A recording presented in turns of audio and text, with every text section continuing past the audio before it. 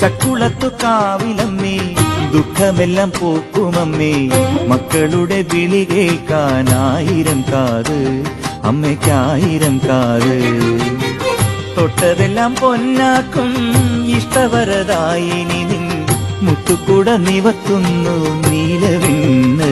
പാദം തൊട്ടു തൊട്ടു കണ്ണിൽ വയ്ക്കാൻ ഭൂമി പെണ്ണ് ചക്കുളത്തു കാവിലമ്മേ ദുഃഖമെല്ലാം